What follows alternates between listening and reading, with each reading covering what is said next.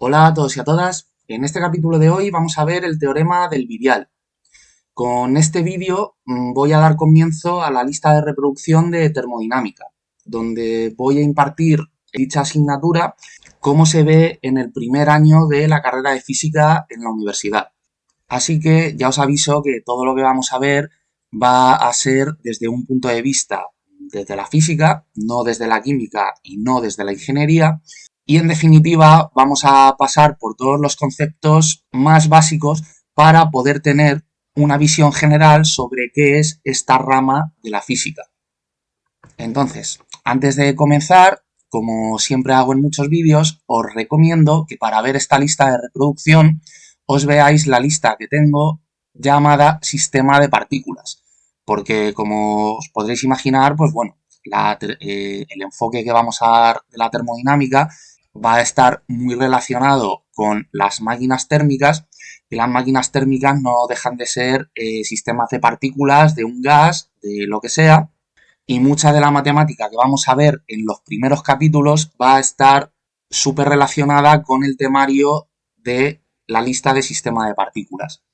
Entonces, no me entretengo más, vamos a comenzar viendo lo que es el virial de un sistema de partículas.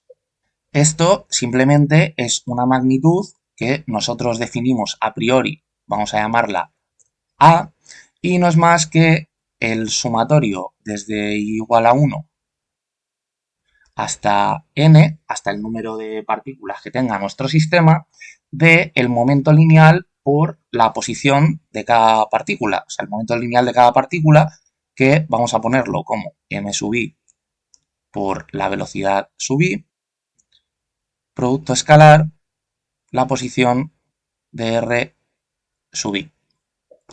Os estaréis preguntando, pues, que ¿de dónde sale esto? Bueno, pues no os preocupéis, de momento esto es una cantidad que nosotros definimos, que no tiene mayor sentido, así a bote pronto, pero vais a ver que con una serie de manipulaciones que vamos a hacer a esta magnitud, vamos a ir obteniendo un montón de información. De hecho, lo que primero se nos podría ocurrir para jugar un poco es derivarla respecto del tiempo. O sea, que podremos coger la derivada de esta magnitud A, que hemos llamado el virial de un sistema de partículas, hacer su derivada respecto de t, y entonces esto será hacer la derivada de todo este carro de aquí, que voy a hacer un copia-pega. Entonces, aquí el sumatorio y la derivada son operadores lineales, que lo que quiere decir es que pueden intercambiarse.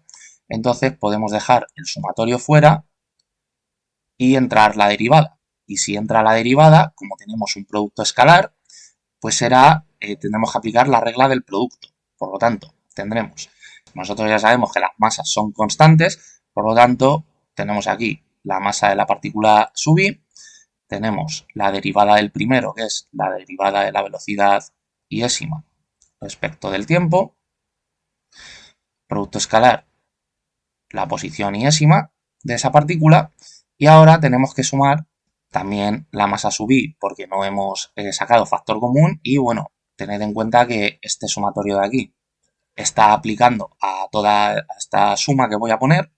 Aquí entonces ahora dejamos el primero sin derivar, o sea, la velocidad iésima, y hacemos la derivada del segundo, así que el producto escalar de la posición iésima de tiempo. Vale, estupendo. Entonces, ahora vamos a diversificar o distribuir este sumatorio en esta suma, y nosotros ya sabemos que la derivada de la velocidad respecto del tiempo es la aceleración, por lo tanto, el primer término nos va a quedar como el sumatorio desde i igual a n de la masa sub i por la aceleración sub i, producto escalar, la, la posición de la partícula iésima, más otro sumatorio desde i igual a 1 hasta n de la masa iésima por la velocidad iésima, producto escalar por la velocidad iésima. Entonces, el producto escalar de un vector por sí mismo lo que da es su módulo elevado al cuadrado. Así que ya directamente quito esta parte de aquí, le quito el carácter vectorial y lo elevo al cuadrado. Y aquí podemos ver dos cosas. Una, que este término, el segundo, en esta suma, se nos ha quedado muy parecido a la energía cinética de un sistema de partículas. Así que podríamos hábilmente poner aquí un medio y fuera un 2 para que se cancelen entre sí, pero ya aquí nos aparezca la energía cinética. Y luego aquí, en el primer término, tenemos el sumatorio de la masa iésima por la aceleración iésima, y nosotros sabemos que eso es la segunda ley de Newton. Por lo tanto, como os decía al principio del vídeo, en el tema de sistema de partículas, nosotros ya vimos que la aceleración de la partícula de masa iésima viene dada por dos tipos de fuerzas, las fuerzas externas y las fuerzas internas. O sea que el sumatorio desde i igual a 1 hasta n de m sub i por a sub i, estoy simplemente copiando esto que tenemos aquí arriba, es igual al sumatorio desde i igual a 1 hasta n de las fuerzas externas sobre la partícula iésima. Vamos a ponerlo de esta forma para simplificar el asunto y con lo que, lo que quiero decir es que va a existir una única fuerza externa que actúa sobre cada una de las partículas. O sea, el índice I de este sumatorio hace referencia a las partículas. ¿De acuerdo? Si hubiera más de una fuerza externa, tendríamos que poner un segundo índice, un índice J, y hacer el sumatorio sobre los dos índices, ¿vale? Pero por simplificar, porque no nos vamos a ver en la situación de que tengamos que introducir más de una fuerza externa, yo creo que ni siquiera una, pues vamos a dejarlo así. Y luego aquí tenemos que poner otro sumatorio, que este es un doble sumatorio en realidad, donde podríamos poner un sumatorio con el índice I y un sumatorio con el índice J. Bueno, para que no ocupe tanto, ponemos aquí que se suman sobre el índice I y el índice J desde 1 igual a n, y entonces, claro, I tiene que ser distinto de J porque una partícula no se ejerce una fuerza interna sobre sí misma. Entonces, esto es el término de las fuerzas IJ internas. Así que vamos a venirnos por aquí abajo y vamos a poner ahora como primer término el segundo término en esta suma. Como tenemos aquí que este sumatorio es la energía cinética y tenemos un 2 fuera, pues tendremos dos veces la energía cinética y ahora le tenemos que sumar todo esto de aquí, pero multiplicado por R sub i, escalarmente. O sea, a las fuerzas externas tenemos que multiplicarlas por R sub i, o sea, tendremos el sumatorio desde i igual a 1 hasta n de las fuerzas externas, producto escalar por R sub i, más el sumatorio desde i y j igual a 1 hasta n con i distinto de j de las fuerzas internas,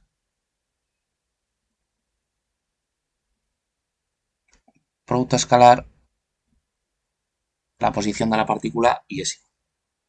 Y ahora aquí, a este término, podemos aplicar la tercera ley de Newton, que lo que nos dice es que la fuerza que sobre J ejerce I es igual a menos la fuerza que sobre I ejerce J. Entonces, ¿qué es lo que ocurre? Pues que, por ejemplo, en este sumatorio, voy a ponerlo por aquí debajo, tenemos el sumatorio desde I y J igual a 1 con I distinto de J hasta N,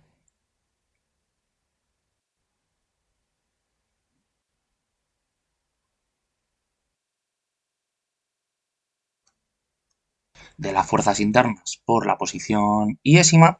Entonces aquí cuando empecemos a desarrollar esta suma, pues tendremos, por ejemplo, la fuerza que sobre 1 ejerce 2. Ya no le pongo lo de interna, ¿vale? Para no escribir tanto, las fuerzas internas asumimos la notación de que la F es minúscula y las fuerzas externas la F es mayúscula. Y si cambio, pues ya os aviso. Entonces, esto, producto escalar por la posición de 1 más la fuerza que sobre 1 ejerce 3. Vamos a poner, de hecho, para que se entienda mejor, esta n, que va a ser un sistema de 3 partículas, y así todo esto se va a ver muy bien. La fuerza que sobre 1 ejerce 3 por la posición de 1.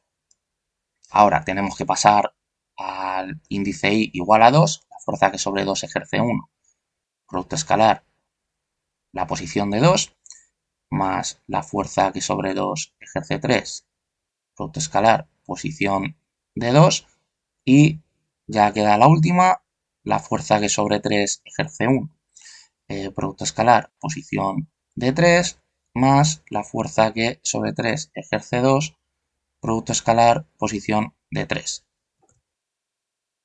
Daos cuenta que no estoy poniendo las fuerzas que, por ejemplo, pues 3 se ejerce a 3, porque eso no tiene sentido, ¿de acuerdo? Entonces, ahora lo que os estaba diciendo es que la fuerza JI es menos la IJ. O sea que, por ejemplo, pues aquí a este término podemos cambiar los índices de posición y entonces pescará un signo negativo.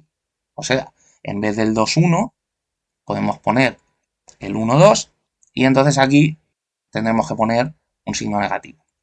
Y podemos hacer lo mismo con el término este de aquí, con el 3,1 podemos darle la vuelta.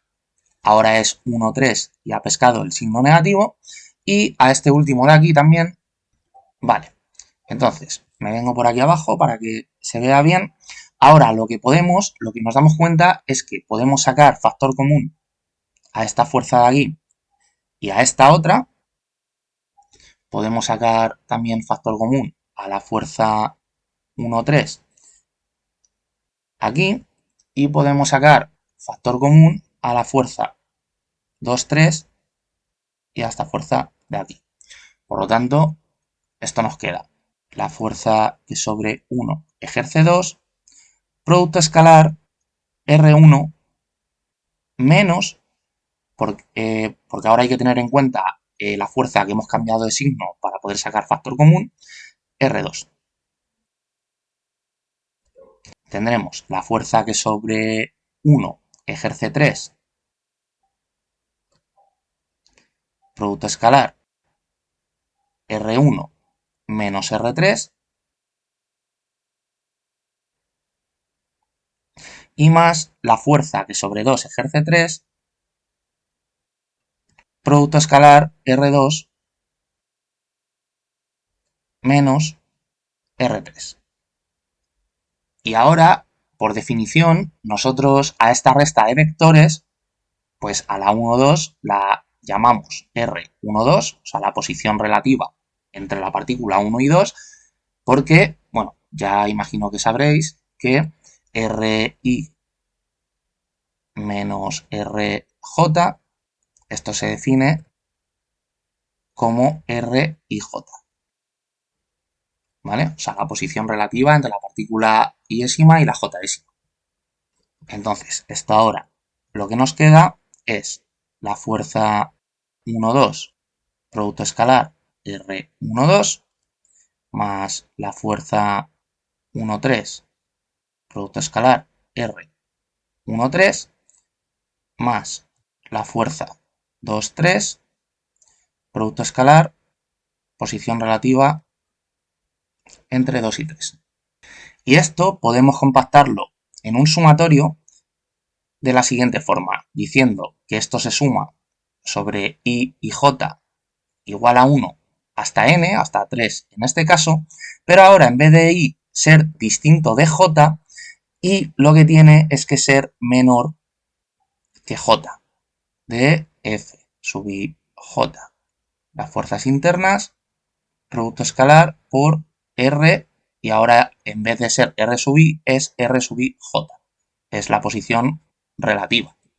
Daos cuenta que el índice J, que es el segundo en los sumatorios, aquí sería el 2, aquí el 3, aquí el 3 también, siempre es mayor que el índice I. O al revés, el índice I es menor siempre que el índice J. Como empezamos con el índice I igual a 1, pues J ya no puede ser 1, o sea, además J tiene que ser mayor que I, pues tenemos el 2 y el 3, y luego en el siguiente término, cuando pasamos al índice I igual a 2, pues como este es un sistema de 3 partículas, pues ya J solo puede tomar el valor 3, por lo tanto solo aparece este término. Entonces aquí ya lo que hago directamente es quito este distinto de aquí y pongo un menor y menor que J, y hasta ahí le añado un subíndice J.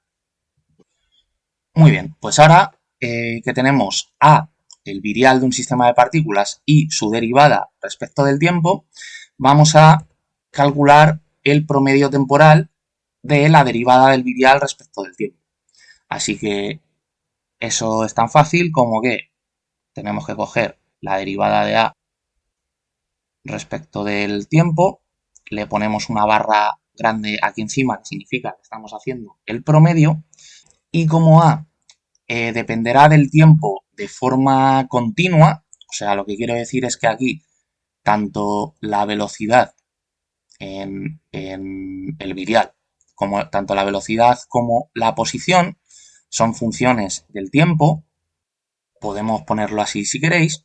Para hacer el promedio tenemos que hacerlo de forma continua, no discreta. Entonces eso se hace con una integral, que es decir, dividimos entre tau y hacemos la integral entre 0 o entre un tiempo inicial, que generalmente siempre será 0, y tau de lo que queremos hacer el promedio temporal, en este caso la derivada del virial respecto del tiempo, que esto dependerá del tiempo, obviamente, por el diferencial de t, porque el promedio lo estamos haciendo respecto del tiempo, o sea, es un promedio temporal.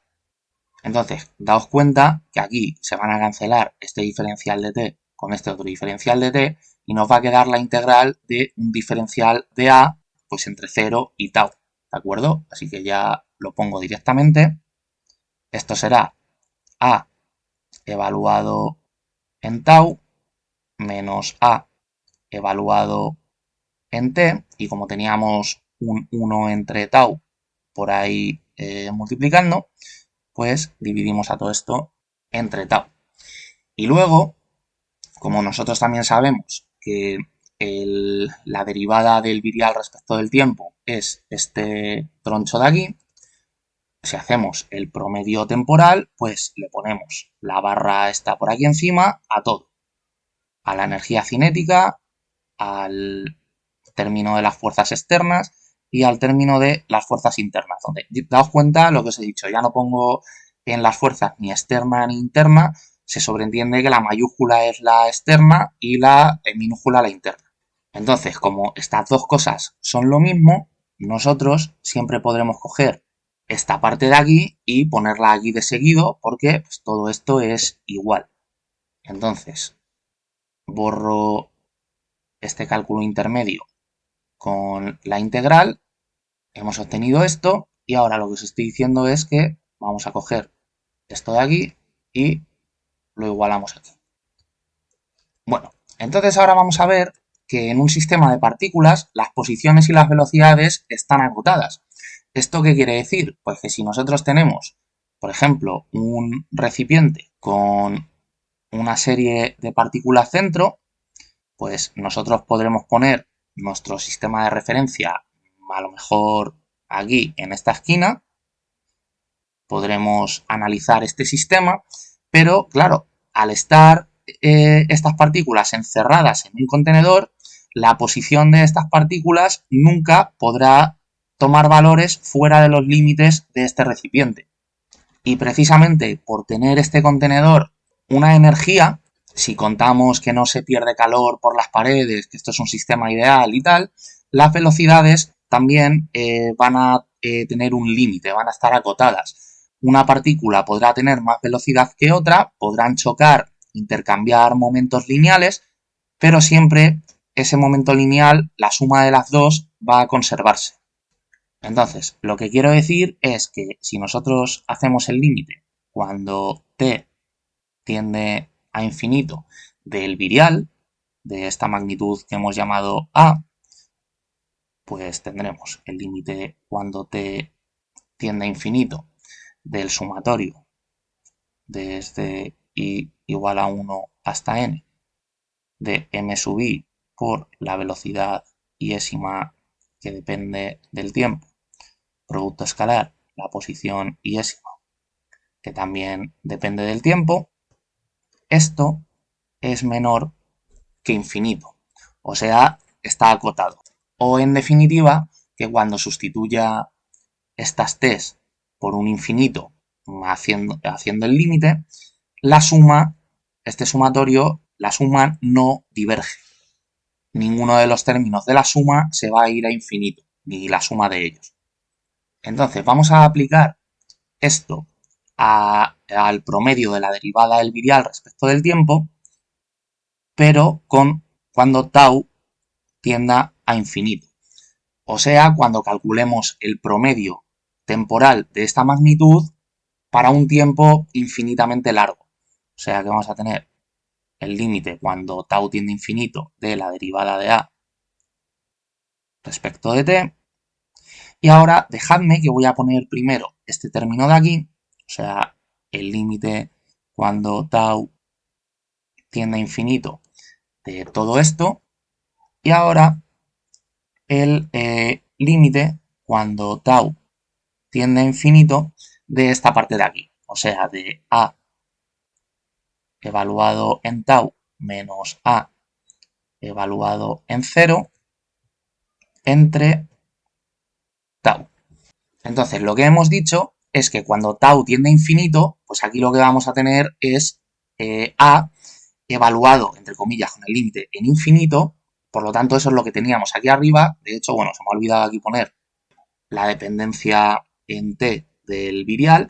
Y fijaos que lo único que hemos hecho es sustituir t por tau. O sea, que simplemente pues hemos cambiado una variable, el nombre de una variable por otra, y ya está. Entonces, si tenemos que el límite cuando la variable temporal de a tiende a infinito es algo finito, ¿de acuerdo? No diverge, significa que este límite cuando tau tiende a infinito de a dependiendo de tau es menor que infinito.